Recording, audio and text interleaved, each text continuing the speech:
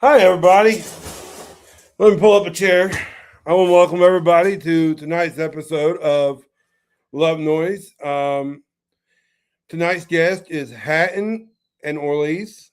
And before we bring them on, we're going to bring up my buddy and my fellow co host, Brad Stewart.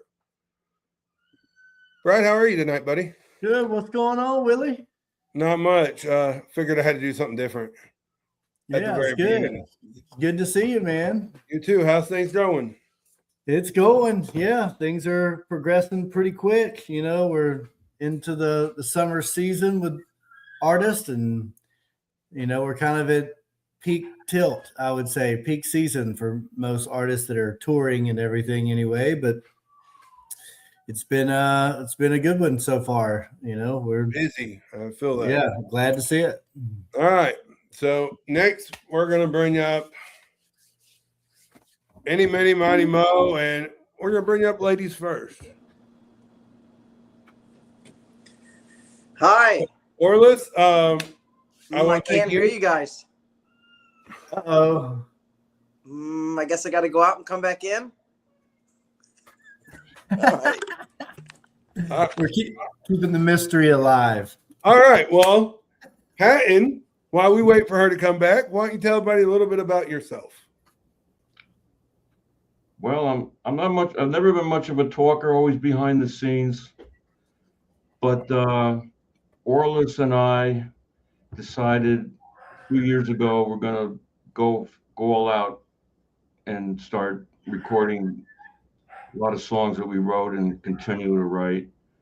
And I've been doing this since I was 5 years old, even though I didn't know what I was doing when I was 5 years old. And I haven't stopped. That's what I've been doing to this day. I love writing, and that's all I ever wanted to do as a little kid. When I heard the songs on the radio, I just wanted to be that guy that wrote those songs that were being played on the radio. All righty. Well, we appreciate you being here tonight, and we look forward to getting into your music. But before we do that, we're going to bring your other partner up and see if she can hear us now. And Oh, she can hear us. So why don't you tell everybody? Oh, we can't hear her. oh no, I can hear you. Oh, okay. Okay, good. Oh yeah, I can hear you. Okay. All right, we're all set For now.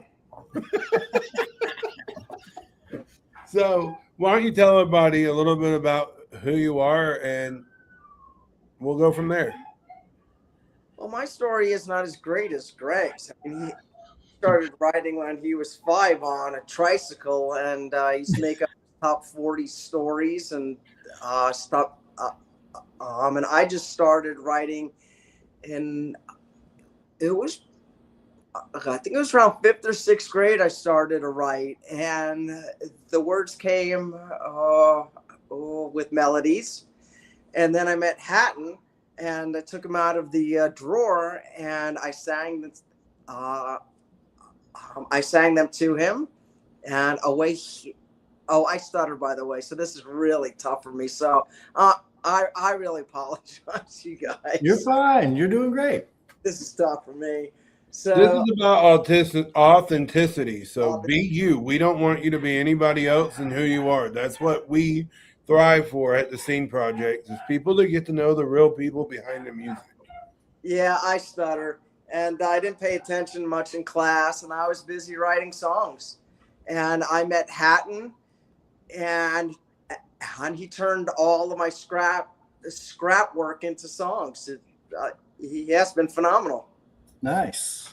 Very cool. So you guys from the same town, I guess? All right, Greg, over. Well, she's originally from Arizona, and I'm from Jersey, but she had moved up here. And we met when the internet was brand new, like in '96. Gotcha. And she looked me up, and we got together. And Nice. we've been together ever since. All right. Very cool. Yeah, I'm man. admiring that board. I'm not going to lie. I'm sorry? I said I'm admiring that board. I'm not going to lie. Yeah, we just got this It was delivered but not installed this December of 23, and then it was wired up around in February of 24. And then I had to do all the rack. There's a lot of equipment you can't see on the sides, but did all that. And then the automation didn't get installed until April of last year of 25. And it still wasn't complete until about a couple of months ago. Finally, the board's finally complete. Nice. Well, I'm Very going to cool. school for audio production, so I love that side of music. Me too. Yeah, it's an interesting story between he and I, because I am an audiologist by trade. Okay. So I'm into sound, and he's into sound. So it's an interesting combination. That's cool. So you do that for your day job? Is that or what you used to do? Now or? it's just dead. Now it's just dead air. Oh, it's not. All right, I got to go out and back in. Oh my All goodness. right, out and back in. I can hear her. Oh, hey now. I just heard you, Greg. Yeah, I can hear you. You can't hear me though? Oh, yeah, I hear you, Brett. Yeah. Okay. Perfect. Maybe she just Greg, can't hear but you're me. the only one I could hear. Oh. Once Yeah. again, I messed things up.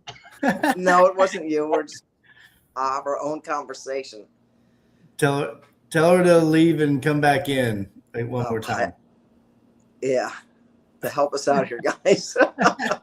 Willie, can you tell her to leave and come back in? Can you hear me? Yep. I hear you. Yeah, I know. I could hear you, but I can't hear them. Yeah. Oh.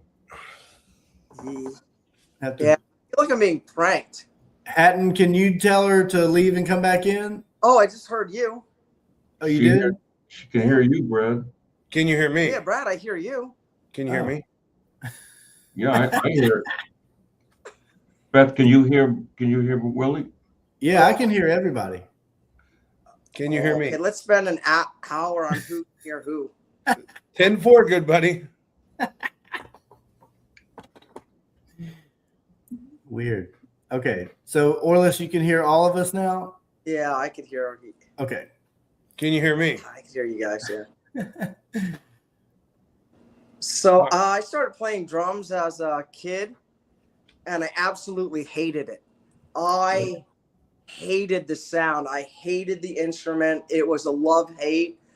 My parents bought me a drum set. I put it in my room, and I took the stick, I put it onto the snare, and I went crazy. I went out of the room crying and screaming and just carrying on because I heard everything. I heard the snares. I heard the reverb over and over and over and over, and I could not play an acoustic set. So then I tried again as an adult, and I got the Roland, the TD750, and I had sensory issues with the pads. I was hitting the pads, and they were like really super hard, and it was driving me insane. It wasn't until Hatten bought me the Roland TDK50. That's when I really started to play, and that was only like 5-6 years ago. So all this time, for decades, I've had this total passion for playing drums, but could never play because the sound drove me absolutely batty. It's the funniest story. It's so crazy. Well, you worked through it though, or hadn't helped you do that anyway. That's cool. Yeah, it's pretty cool. Very nice. Yeah. So that's cool. That's what's great when you find somebody. That's what great when you find somebody that you connect with. Yeah, it took dedication. Yeah. Yeah, we hit it off right away. We started writing. Nice. And so, Orliss, when did you start writing? I started writing about in the 5th or 6th grade, and the words came with melodies. And I would like to say that my grandfather really liked them. Okay. Nice. Yeah. Oh, I'm sweating. I'm here in Arizona, and it is hot. I got to move to another part of the house because it's just, yeah. So do you normally write the lyrics first and then the melody, or what's your writing process like? Well, with me, the words came with the melody. Okay. It came with the melody. Gotcha. And times I get like a little snippet because I don't play the piano. And so I used to go up to Greg and I used to sing what was in my head. And he used to help me form the chords. Nice. Sounds like you guys are a good duo. A dynamic that really works. Yeah. Well, very cool. So there's like a we're lot gonna of get dead into- space. This just feels awkward to me. I just feel awkward. I really do. I feel awkward. Well, it should be good as long as you can still hear everybody. Yeah, I can. So let's why don't we jump into the first song? Let's all right, let's get Brad. into that. You know how we do it. Okay, I'm sorry that I'm stuttering. It's just hard for me. It's like I want to say more, but I'm not fluent. It's okay. It's about being who you are, and that's what this is about. It's not about being the perfect artist that has everything together. It's about being real and being genuine. That's what we pride ourselves on. You know, we want the authenticity of everything. So, Yeah, just be yourself. absolutely. Okay. So, Brad, you know how we do this. Okay, if you want to play a song, that'll be good. That'll help. 1, 2, or 3, Brad. We'll start with one.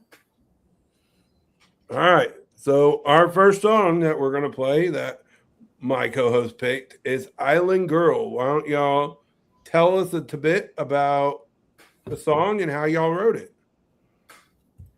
Well, the way I'd say the last couple of years, the way we've been writing, I'll say, Beth, just start playing a groove on the drum kit, and then I'll say, what do I like, Beth? What do I usually go? Well, let's go to the key of G, or let's go to the key of A minor, A flat. I just pick a key. I feel she's playing the drum. I just start playing whatever comes to me, and I just start singing. And in the last 5 years, we pretty much have, if not the entire chorus on the first pass of we're doing this, it's 90% there. And then we just have to then we struggle over the verses as always. Right, Beth?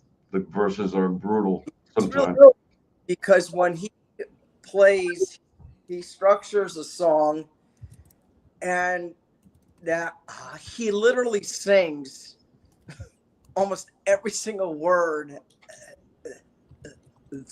that just rhythmically goes exactly where it should be. So downstairs we have a practice room, and our practice runs they sound better than the records, I think, because it's so raw and so pure. It comes out so easy and it's not forced. But that's how particularly Island Girl came about. We had the chorus right away, and then we were struggling over the bridge.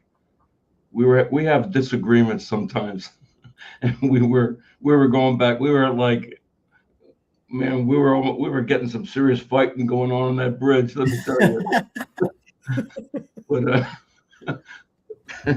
Yeah, sometimes it happens, but it sounds like you guys were able to work through it or compromise or somebody won. But that's pretty much all the songs are like that. I don't have any. I personally, sometimes she does. She's she's read books in her life. I've never even read one book in my life yet, which would have helped me more with lyrics. But anyway, Right All on. right. Without any further ado, this is Island Girl. So the premise of the song, I'll tell you the premise of the song. yeah. Well, Greg, why don't you tell him? Because No. I tend to go off track a lot. You do it. your speech is better than mine. Go ahead. Island Girl. It's not like Elton John's Island Girl, or it's not a tropical Island Girl. In our area in New Jersey, in Long Island, across the bridge, there's like the way the people talk. They have like an accent, there's like a Brooklyn accent, a Jersey accent. Well, there's a Long Island accent. So that's pretty much Island Girl. It's kind of like a twist that this guy meets a girl from Long Island and she's got this heavy accent. And that's why he says, like, I met a girl like you, but an accent I never knew. So that's really what that. So it's a play on the idea of Island Girl. It's not tropical at all. It's local and it's in Long Island, New York. And I drew the picture, then a person put it into the computer to depict what I drew, but that is pretty close to what I drew. Except Cool. All righty. Without any further ado, this is Island Girl by Hatten and Orliss. Yes, so in the background there is Long Island. Then you have the orange umbrella, and the chairs were purple, so it's pretty close to what I had. Very cool. Okay, we're ready whenever you are. Down under a summer breeze, changing lane, blinded by the sun. There she was.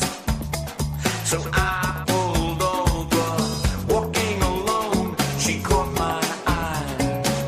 Her sandal broke, she was hitching a ride. Haven't I seen you somewhere before? And she laughed. It's so nice to meet you.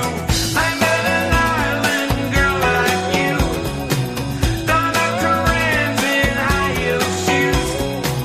She had an accent I never knew, but I understood those three words she told me.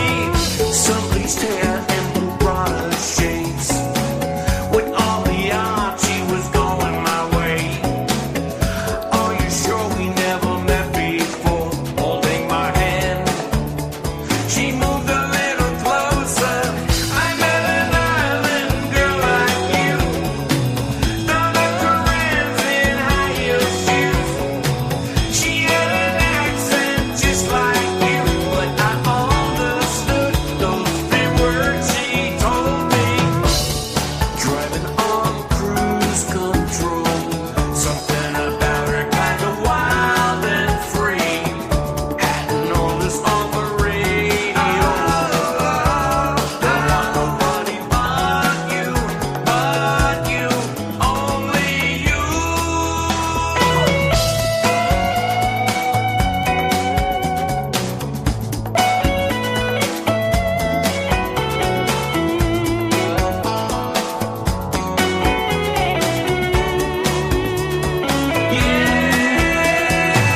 I met an island girl like you. Donna Karen's in high heel shoes. She had an accent I never knew, but I understood those three words she told me. I met an island girl like you. Donna Karen's in high heel shoes. She had an accent just like you, but I understood those three words you told me now.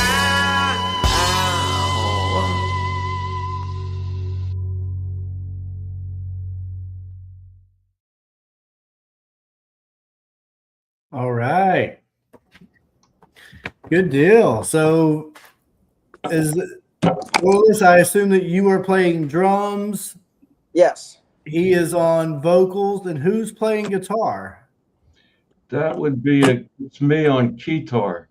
Oh, guitar. Okay, right on. Very cool. Yeah, guitars definitely made a resurgence in the last 2 decades for sure.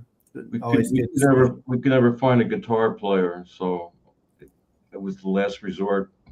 Gotcha. Yeah, no, I've worked with a number of bands that had guitars, and it stands out. A lot of people love it, and some people have never even seen it before. Especially the younger generation. I know we all did because we grew up in the '80s, and during that time when it was much bigger. But yeah, that's very cool. Willie, what are your thoughts? I love the vibe of it. I mean, like, honestly, the lyrics. I after you said what you said, I can completely see. I could see that storyline panning out, and for a moment, it kind of put myself right there in the middle of that story. I absolutely loved it.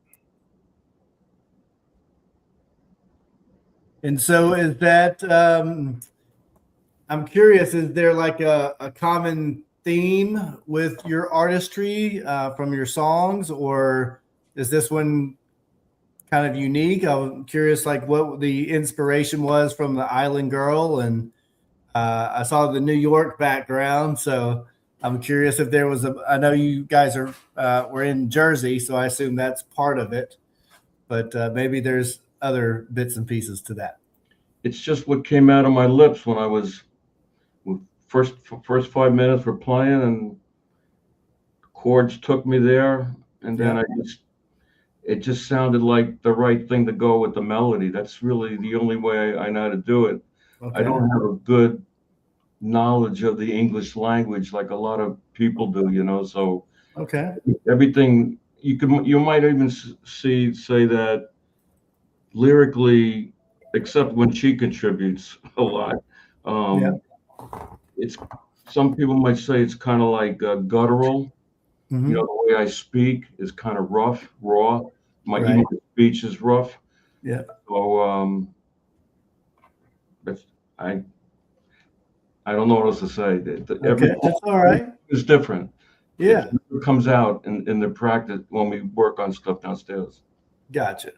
Yeah. And there was no bass on that one, right? Oh no, there's bass. Okay, maybe I was on laptop speaker, so maybe I just wasn't getting the low end there.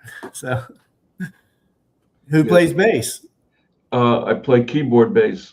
Okay, still on the guitar. Okay. Yeah. Very cool. What were you gonna say, Orliss? Sorry, I didn't mean to cut you off. Oh, no, it's okay.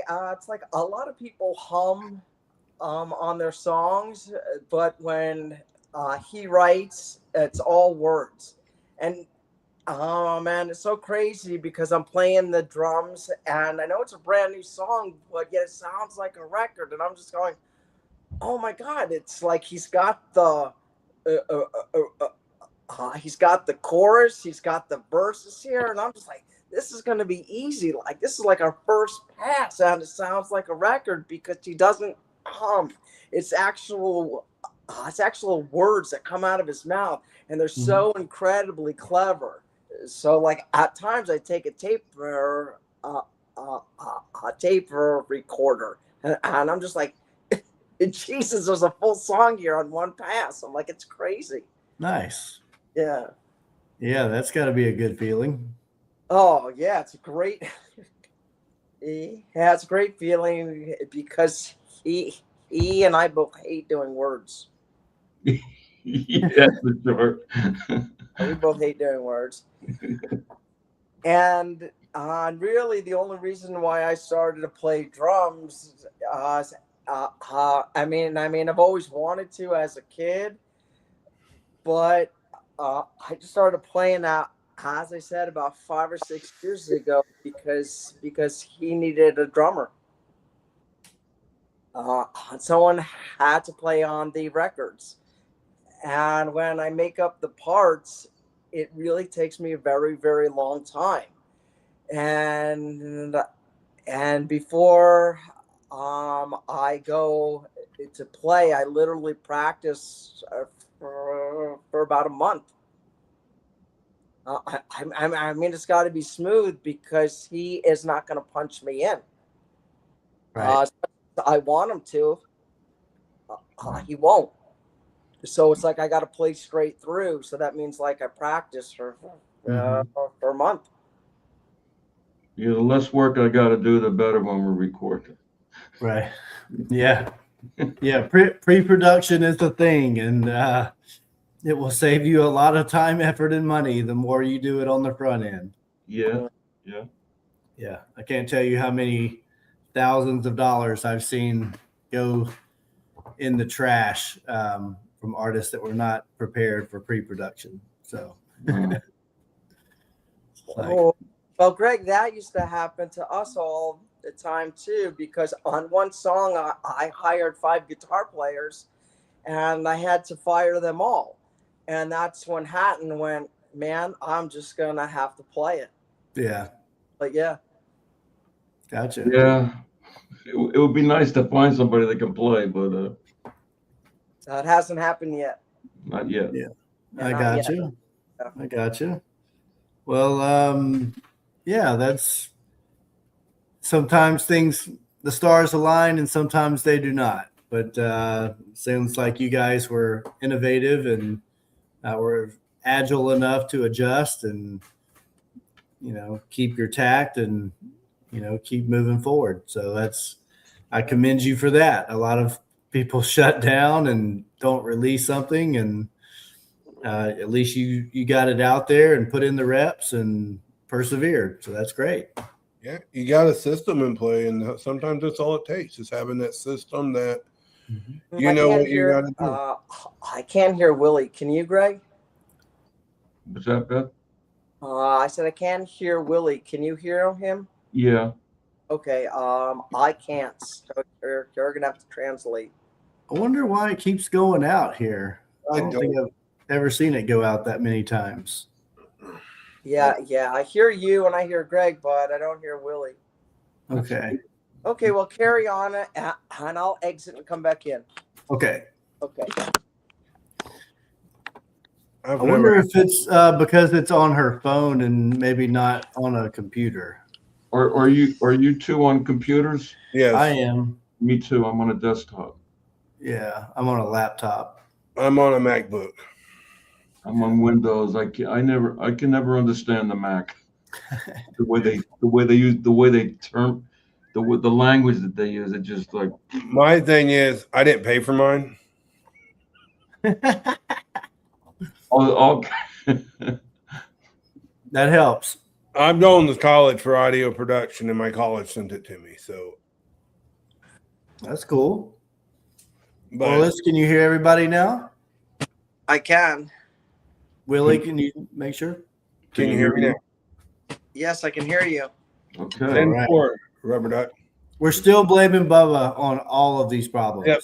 All these technical issues are Bubba's fault, and this is when he jumps in. No. You should see the technical stuff that I go through every single day. Hey, Yeah. I get it. I run live sounds for bands, so I get it. Man, I pity you. I get it 100%.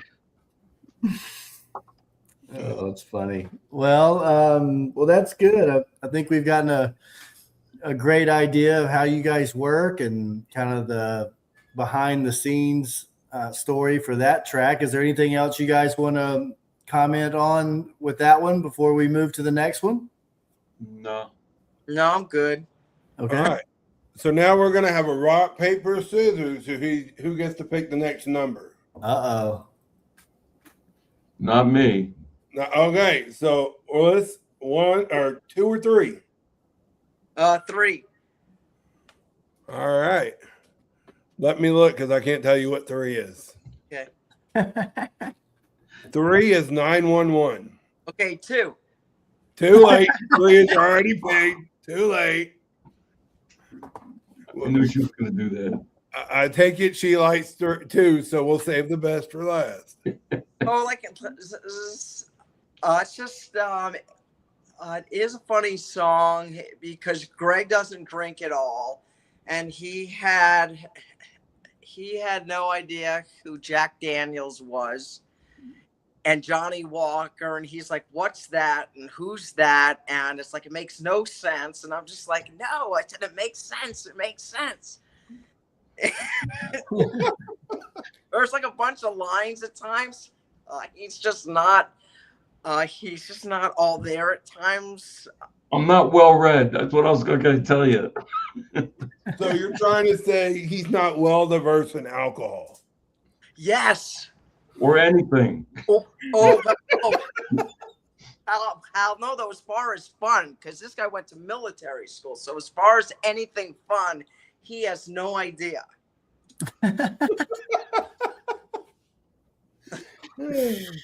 All righty.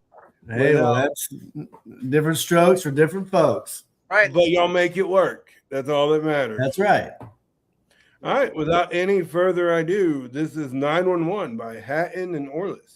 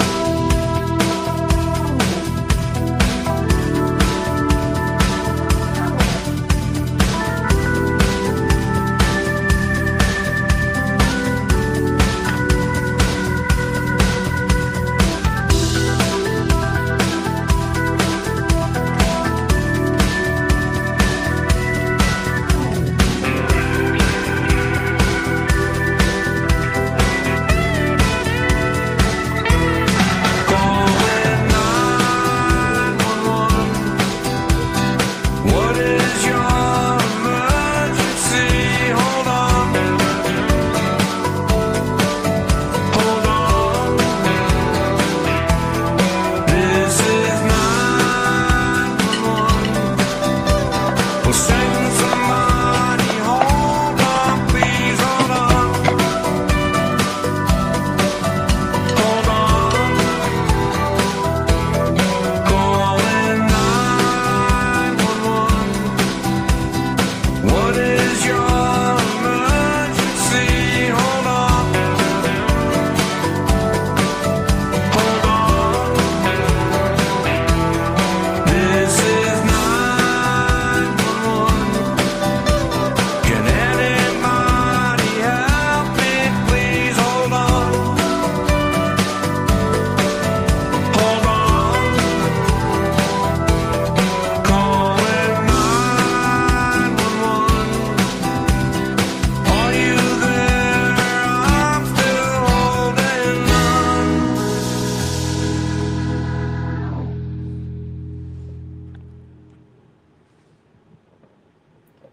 All right. Sounds like you guys found a guitar player or two on that one with her electric and an acoustic on there. Yeah, one guy, he played on our first two songs that we did when we first started doing this.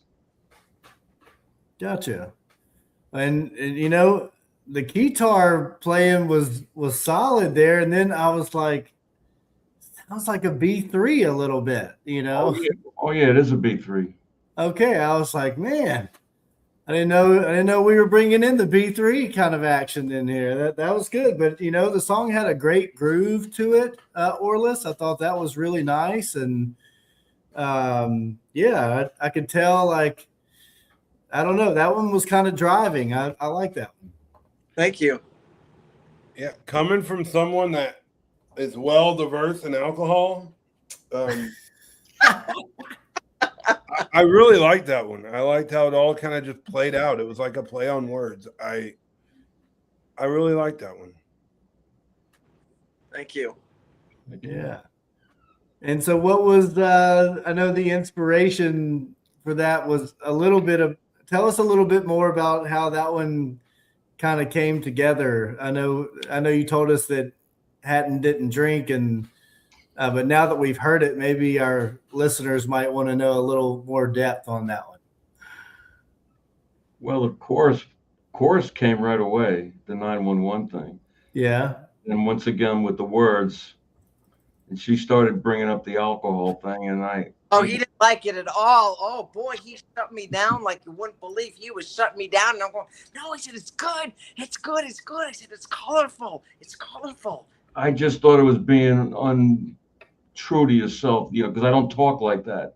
But Right. she won.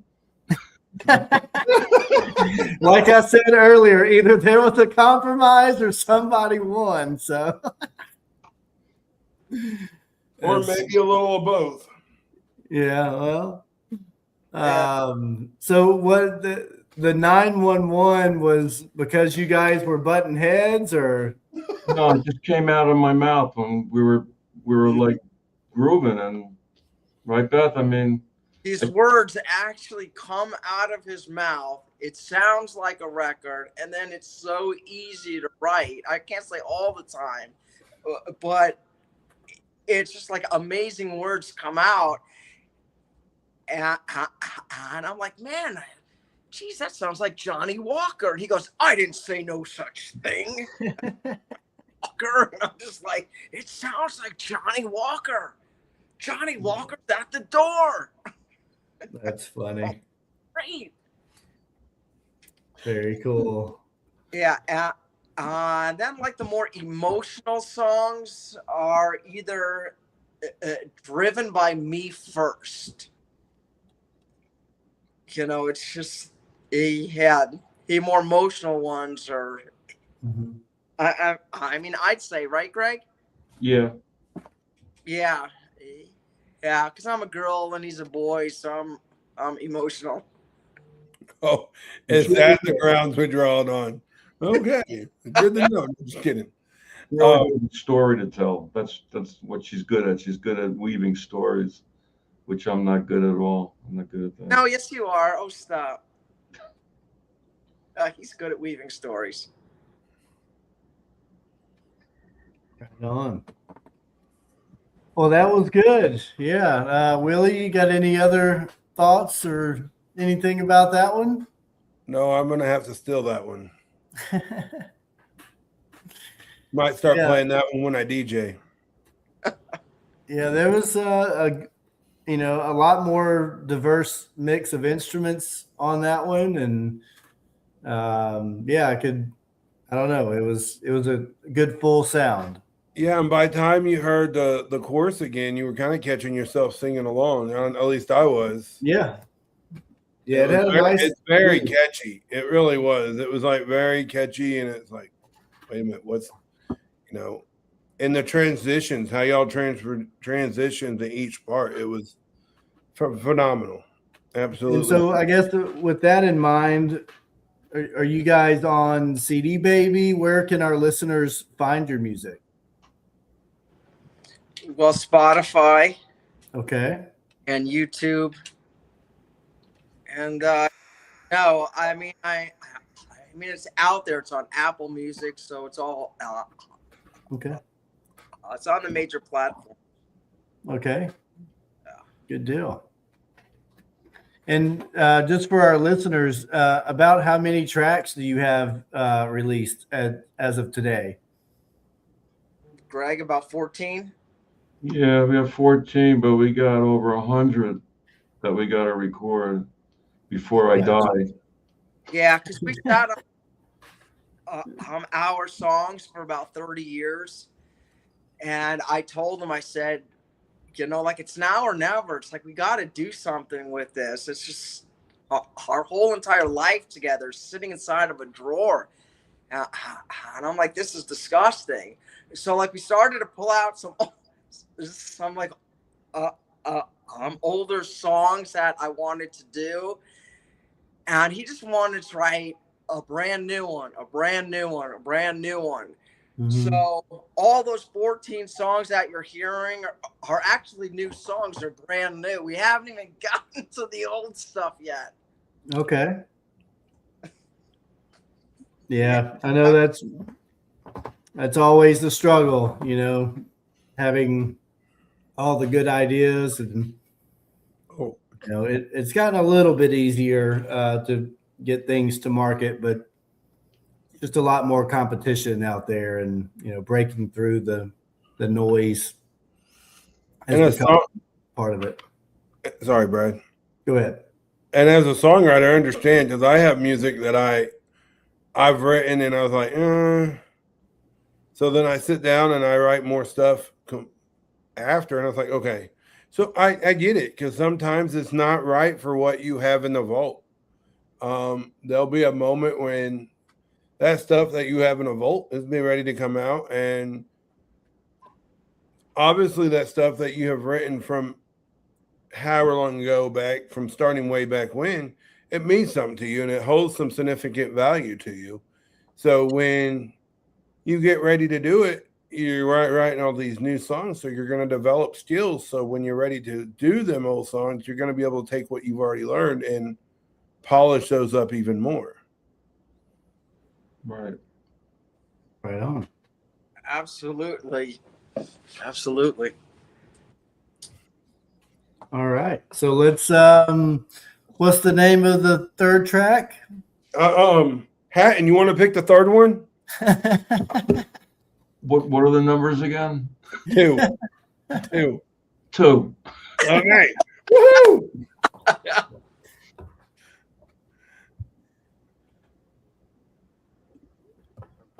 And what's the name of this one? Prepare to be surprised. That's the name of it. It's You and Me. Oh, that one's a good one. That one is actually written about our life together, and it's pretty sad because through everything that we have been through, he has always been there for me through all the pain. So yeah, it's about a couple that has been together a long time, have each other's backs, and it's really an ashes to ashes, dust to dust song. Okay. All right, Hatton. Anything else you want to add about it? That pretty much covers it. Oh, Okay. All right.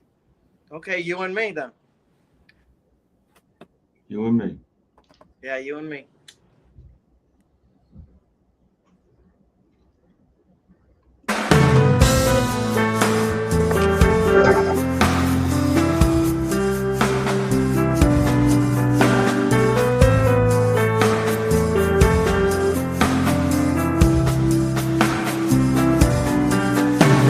Summer's gone, winter stay behind us. We lost a lot, together we'll pull through. We were dealt a hand and left with no excuses. Much more than that, how can I comfort you? All in all, it's not so bad. Remember how I made you laugh. You can't turn back that hourglass and what it means. Growing all together, you and me.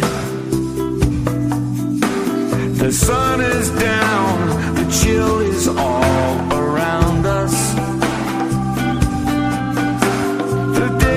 Come, it's what we always knew. I always found when times like this surround us, nowhere to hide, we'll have to face the truth. And all in all, it's not so bad. Remember how it made you laugh. You can't turn back that hourglass and what it means. Growing all together, you and me.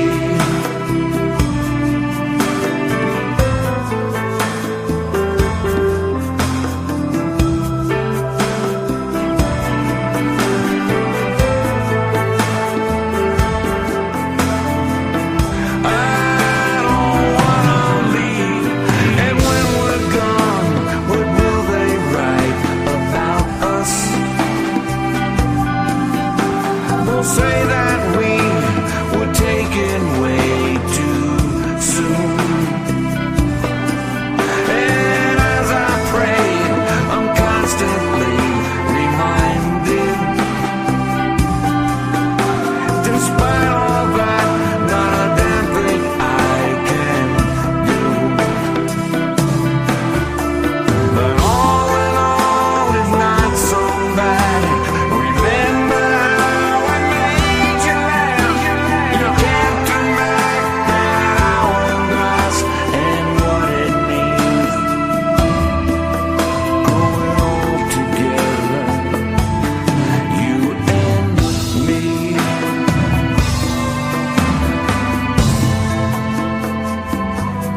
You and me.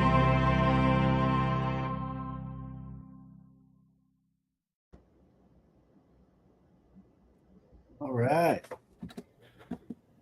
Very nice. Yeah, that was definitely a little more of a kind of a ballad, I guess, but definitely you could sense the relationship on that one, like you said. Yeah. Yeah, it's interesting to see the dynamic between the three different Yeah. songs you have sent. I mean, they all tell their own story, and I think that's phenomenal. That when you can put songs together like that, that they can be personal and not be in the same beat. And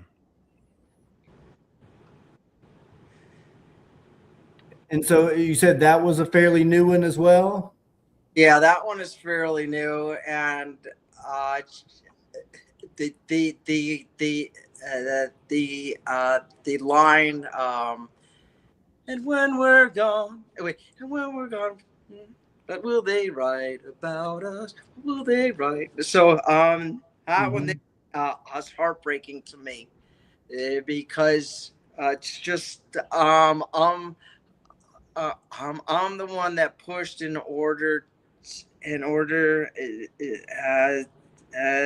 get our music out. And after this interview, I'm really gonna wish that I didn't because of my stuttering. So I kind of hope that I air this. Oh, you're all right. It's fine. It's you. It's authentic you, and that's Exactly. It's who you are. I mean, we've Yeah. had episodes on here where my daughter has interrupted. Oh yeah. Oh yeah, no, I've heard that though, but that's Hey, it's about being real, no matter the struggle. For me, it's the struggles being a single parent. For you, it's overcoming that. I mean, that just goes to show people that you can't let a limitation stop you on chasing your dreams. So, if Yeah. anything, I commend you for facing your courage to deal with it head on. Yeah. I think the public will relate to that, and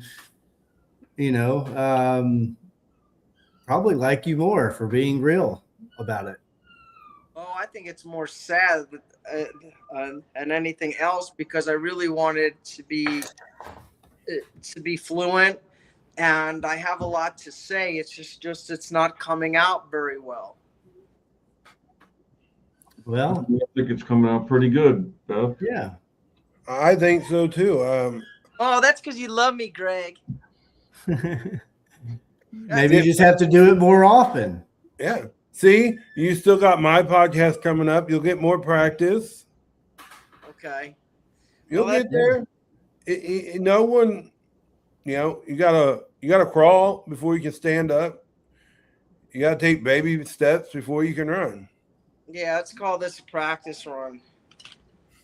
Well, you have no excuse for not making more content since you have so much to say. So Greg is going to probably hold your feet to the fire on that. So, being an audiologist, I ran my own business and I did in-ear monitors for professional musicians. Yeah. Now, one made me stutter, except for one. Except for one made me stutter. But all the other times I was extremely fluent. Ready for this guy?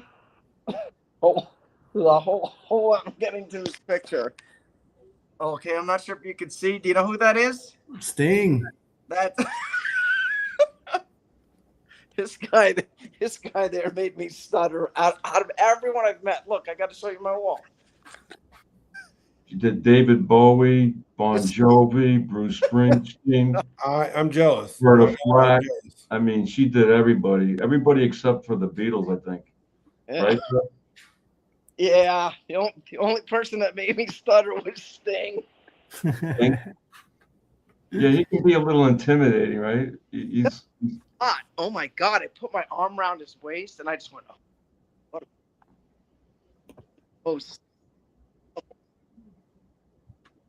oh yeah, he was hot. Sting was hot. Yeah, that's very cool. Yeah. The in-ear monitors are, God, they're needed. Certainly the bigger the rooms, for sure. I'm gonna have to get me some for sound. I don't have any yet. Smaller as well, because if you have the floor wedges on front of you and you have 3 or 4 of them in front of you and you have hard spaces, a small room, that reverb is maddening to me. Every time that I go out and I try to see a really good band, I don't care how good they are. I don't care how good they are. If you don't have good sound, it's horrible to my ears, and I run outside screaming because everyone has a floor wedge in front of them, and it's echoing all over the place. Oh, it's terrible. Yeah, that's gonna be a problem. Can him and I play out. That's gonna be a real issue as far as sound goes. We're really gonna need a good sound guy. Right. Don't look at me. Just kidding. It makes a world of a difference. It really does. Yeah. I do not have in-ears yet. I am working on that. What's your experience, Willie, as far as like trying to control room noise? Oh, I think the worst I've ever done is we used wedges and it was in a tin building and they absolutely would not play. Oh, it was horrible. I ended up shutting off the wedges and we moved the speakers back behind the band so they could hear what they were playing off of, so we didn't have the feedback come. It was 10 buildings. That is my kryptonite. 10 buildings. I hate them. Wow. But Yeah, this one time I went out to a park, a big open wide field. I'm talking wide field, and you would think that this was going to be incredible sound. Well, about 80 yards from there was a brick building where the bathrooms were and all the concession stands were. The slapback that came off of that building was maddening, and I could hear it. And I'm just thinking to myself, am I the only one that could hear this? Because everyone else just seems to be having a grand old time except for me, and I'm running out into the parking lot in order to listen. yeah, I mean, a lot of people don't take that into account. I mean, and then most people set your sound guy up right beside the stage. To me, I can't stand that. I want to be out in front of the stage because people's like, oh, you get to hear what the band sound like. Yeah, I don't like that because, for one, certain bands like the bass, like his guitar bass turned up a little more in his monitor. And so you get all that extra noise coming out and it's sounding completely different back there than it would if you were out coming out your main speakers. So to me, I think it's just as hard when they set you up beside the stage. I'd rather be out in front. Yeah, me too. I'd rather be out kind of walking around and hearing where the sound is going and how it's sounding, because it sounds so much different. When the place is filled with people, the acoustics are different. And as you stated, they're all turning up the amps. And it's just That's why I tell all the musicians I run sound for, yeah, that I want complete control. If I do not have complete control of the music, I don't like it. Now, I have had some that come in and they're very experienced and all they do is they hand me a left and right into my board. I don't mind that because I do that with a lot of people that are experienced that come in and they know how to set up their stuff. Obviously, it's going to be clean and it's, but anyone else, if I don't know them and don't know how they play, I want complete control just because I have set up for too many artists that are garage band and you have your lead singer getting their vocals louder. The next thing you know, your bass is turning up, your guitar, your keyboard, and it sounds like complete and utter garbage. I've shut down a show because of it, because I barely have any control on my board, and they're peaking my board out when my things is like barely moved from my faders barely moved from the bottom, and the gain is hardly up. I rushed over and I shut my board down, and they looked at me and I said, "You're messing my board up. You already burnt one channel out. I'm done. You give me control or I'm done." So, I mean, that's where I'm at as a sound guy. I like it when people comes in and they know how to do their stuff. And, along the way, I'm self-taught and for the most part. And then I've had people come along my journey that has taught me. And I'm grateful for those people. Like Bubba, he couldn't be here, but he's one of them people. And I'll say this because he ain't in here. I'll deny it later. We're going to not, but anyway, it's how you approach someone. Like he come to me and he taught me things I didn't know. And he's like, you just adjust this here, little adjustments, and it takes that kind of initiative, and I'm starting to learn that. And I pay it forward when I go to other shows and I see sound guys starting out and I'm like, hey, bring your mids down and bring all your bass out of your vocals. Your vocals will sound better. The time, don't they? They don't want to hear it, do they? No, and that's the thing is like if you come to me and you're respectful, I'm gonna listen. Yeah.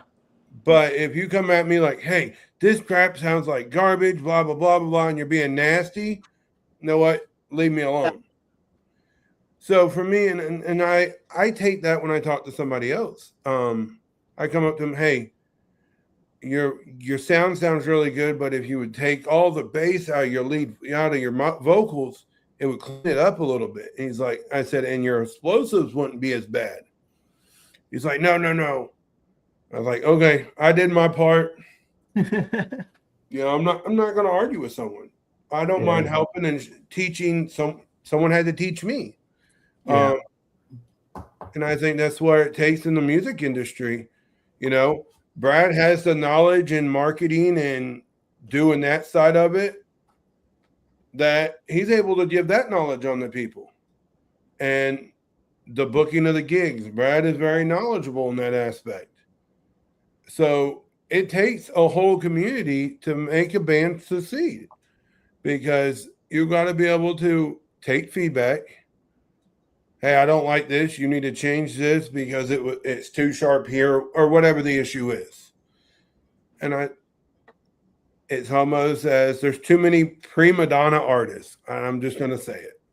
Oh yeah. That's for sure. Yeah. Yeah. It is the norm, I would say, more than not for a lot of artists. But So- the ones that are grounded and can take constructive criticism as a data point, and obviously some people listen and follow instructions better than others. But like you said, it's all in the way they're approached, and in their demeanor. If they want to get better, and this is what I've noticed in the music industry, if someone wants to get better and someone comes up with advice that will really help them further their career, if they're serious about it, 9 times out of 10, someone will take that advice. right. If not, and they're like, and they don't care, they're just going through the motions. And I've seen that with artists, that they get burned out. Sure. And they get to a point where they don't care. And I tell all my artist friends, it's okay to take a step back for a minute and get your bearings back. Yeah. And it ain't got to be balls to the wall 24/7. It's okay to step back and recuperate a little bit. Yeah. Yeah, sure. But I think it amazes me the amount of people that are so concerned about their equipment, but they're not concerned about their sound.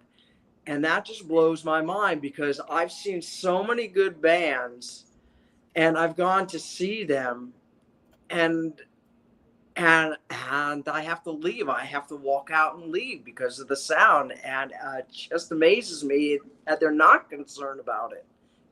Right. Because that's what it is. Music is sound. Oh, absolutely. And it's therapeutic. And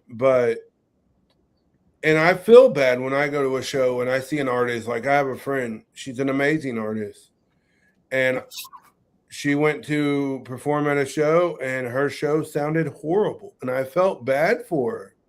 It wasn't because she didn't do everything she did. It's just the sound guy that was a sound guy that wouldn't take any advice. And it just sounded, her vocals sounded muffled, and it was rough. And I felt bad for her. She didn't even stick around to talk to people. She just left. And you can't blame her. I mean, because someone says, oh, they're inexperienced.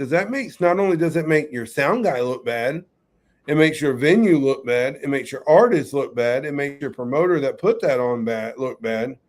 Yeah. So sometimes it's about swallowing your pride.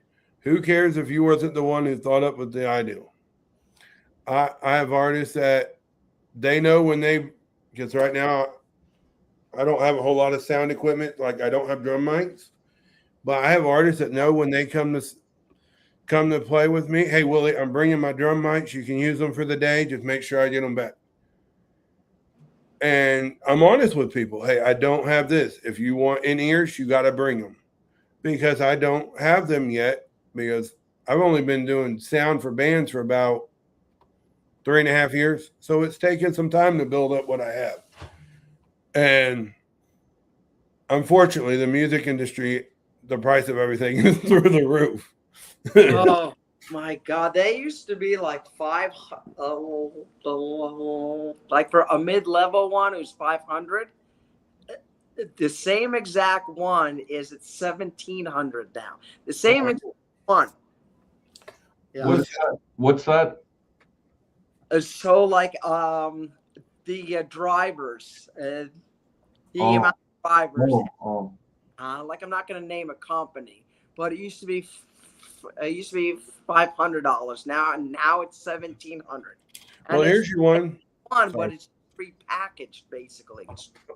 Yeah. Oh yeah, here's your one. I bought a set of Mackie Thumps 15s, almost a year ago. Okay. I paid $600 for them, or $700 for the pair. I went to go order another set last week, and it's $1,200 for the same speakers now. Wow. And I know it's just our economy, and there's nothing we can do about it. We're just gonna have to suck it up and deal with it. But it's gonna take a little longer to save up to get the stuff. Yeah. But I want to thank you both for being on tonight. Not rushing off, but I just want to get that out there. And for those of you that are watching, if you're not, like, follow, subscribe, share, and go do the thing for them. Go follow their Instagram, go follow their Spotify. Share it to your friends. Sharing is free. You may not be able to just see them in concert, but share. It takes 5 seconds to share a post. Oh, we appreciate you guys, and thank you so much for having us on. Yeah. Thanks, Willie. Thanks you, Brad. Not a problem, and I really enjoyed, and I really enjoyed this, and I know you feel bad about the stuttering, but I commend you. For sure. Oh. No, listen, I commend you. You're facing something that is your struggle, and it's real, and you're an amazing person for that. So don't beat yourself up. No, but I used to beat other people up for making fun of me. Didn't we all? No, just kidding. And just a quick plug-in, we can't forget about our OCVS. If y'all don't follow them, they're on social media as well. If you want to donate, you can go to oc-vs.com and check them out. That's a great cause. They help veterans with mental health, paying bills, housing, anything you can think of. So y'all watching, go check them out. And of course, our buddy Brad over here. Brad, why don't you tell them about what you got going on, buddy? Okay, yeah. So we're getting near the end of the beta testing phase of the software, but it's called Music Mogul AI. And it is a first of its kind, all-in-one artist management platform that helps artists run the booking, the marketing, and the management functions for your business. It doesn't play favorites with other bands on a roster. It only works for you. It is designed to save you time, effort, and money, reduce burnout, make you more money, give you control over your business, clarity with your data. All of that kind of in one place. And then we have our separate company called Mogul Talent Group, which is the human related services side of the business that, we do artist and repertoire development. We do consulting, mentorship, strategic partnerships, publishing, anything that needs a human side of the business. That is that part. And they're separate companies, but they're designed to work together. We really feel like that is the future of the music business, is giving artists the systems and the infrastructure that they need, that they can run themselves to run their own business, all without adding headcount. And then you get access to our consulting and mentorship and the human side of, from an advisory role as well. So we feel like it's the best model you can find anywhere today. Certainly for artists that are making less than, $200,000 a year. Once you get up above that point, we do have a done for you traditional agency model as well. But the software is really designed to bridge the gap from zero to, get you to that $200,000 level.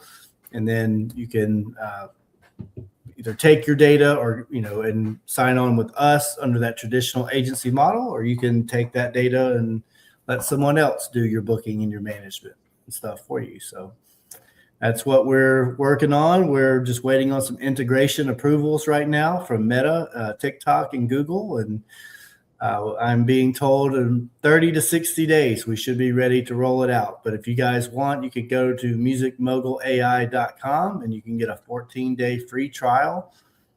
We don't ask for a credit card or anything up front. It's just 14 days to test it out. And then if you want to schedule a time with us to go through everything or to do the consulting, and you don't even want the software, you could always do that too. So, but yeah.